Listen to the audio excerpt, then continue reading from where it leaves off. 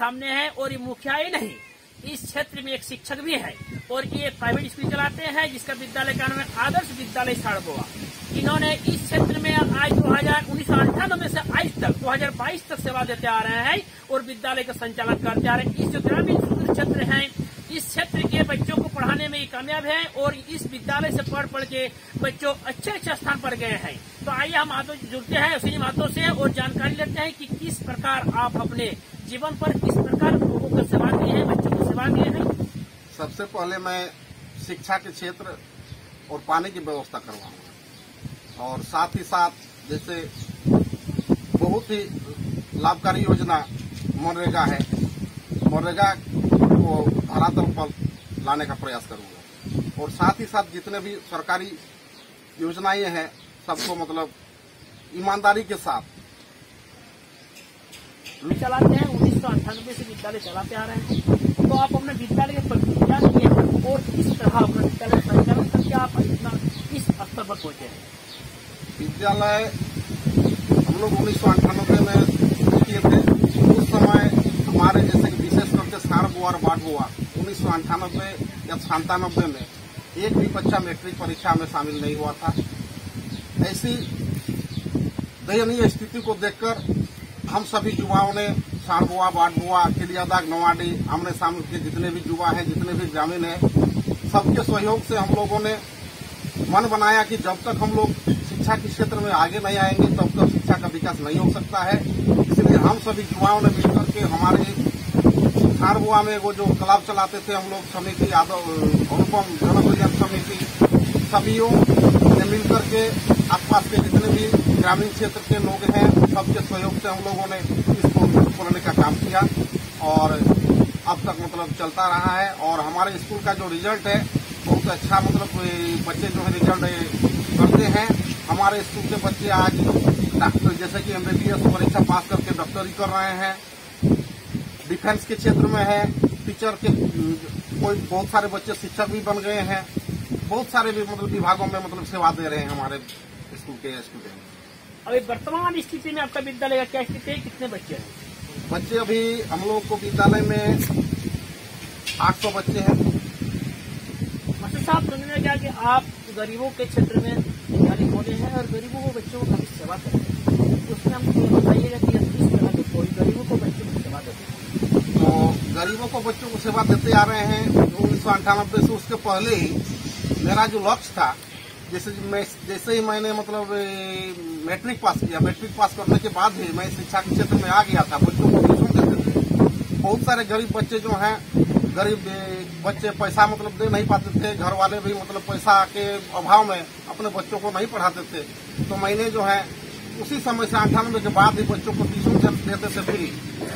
और उसके बाद धीरे धीरे जो हम लोग स्कूल खोले तब तक तो जारी रहा मेरा, आज तक भी मेरा ट्यूशन तो अभी जारी ही है।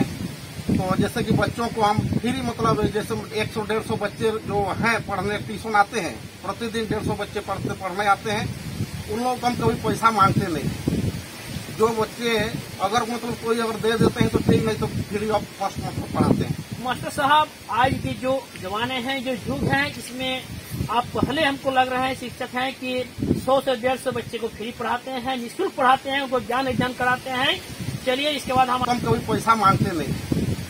जो बच्चे अगर मतलब कोई अगर दे देते हैं तो ठीक, नहीं तो फ्री ऑफ कॉस्ट मतलब पढ़ाते हैं। मास्टर साहब, आज के जो जमाने हैं, जो युग है, इसमें आप पहले हमको लग रहा है शिक्षक हैं कि 100 से 150 बच्चे को फ्री पढ़ाते हैं, निःशुल्क पढ़ाते हैं, उनको ज्ञान अर्जन कराते हैं।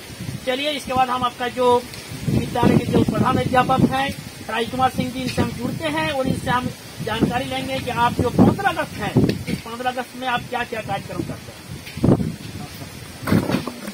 सबसे पहले आपके चैनल के माध्यम से सभी दर्शकों को और सभी शुभचिंतकों को, राज्यवासियों को, छात्र छात्राओं, सभी देशवासियों को आजादी के अमृत महोत्सव पर सबको शुभकामनाएं, सबका आभार। देखिए, स्कूल में लगातार 98 से जब से स्कूल स्थापित हुआ है और हम लोगों ने स्कूल की स्थापना की है, तो इसका काम ही है कि हम शिक्षा की अलग को जगाएं इस पूरे क्षेत्र में और बच्चे शिक्षा प्राप्त करें और शिक्षा से ही क्षेत्र का विकास हो सकता है।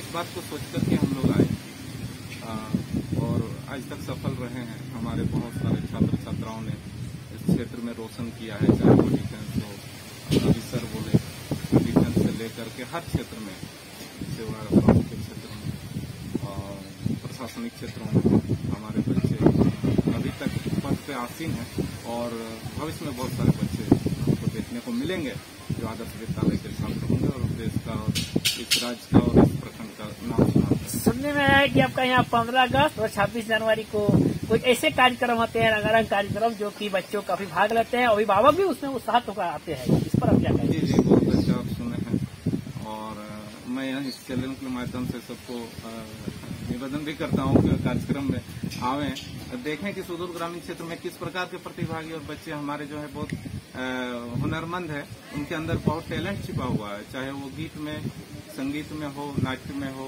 कला में हो, आपको वो सब वानगी देखने को मिलेगी जो बच्चे के अंदर होना चाहिए। सिर्फ पढ़ाई से ही मतलब विकास नहीं हो सकता, सिर्फ किताबी से ही कुछ नहीं हो सकता। आपके अंदर जो हुनर है उसको भी मंच मिलना चाहिए ताकि आप राष्ट्रीय फलक पे अपना दिखा सकें। और उसके लिए और साथ ही साथ जो 15 अगस्त 26 जनवरी है, देश की आज़ादी और देश के प्रति जो हमारा सबसे पहला धर्म है, हमारा राष्ट्रीय धर्म, उससे आगे कोई धर्म नहीं, धरती माँ की सेवा धर्म। और आज के नौनिहाल में वो भावना जगनी चाहिए हमारे अंदर ताकि 75 साल हो गए देश की आज़ादी, ये फिर आना चाहिए। और साथ ही साथ जो 15 अगस्त 26 जनवरी है, देश की आज़ादी और देश के प्रति जो हमारा सबसे पहला धर्म है, हमारा राष्ट्रीय धर्म, उससे आगे कोई धर्म नहीं, धरती माँ की सेवा धर्म। और आज के नौनिहाल में वो भावना जगनी चाहिए हमारे अंदर ताकि 75 साल हो गए देश की आज़ादी, ये फिर आना चाहिए कम से कम बच्चों के अंदर।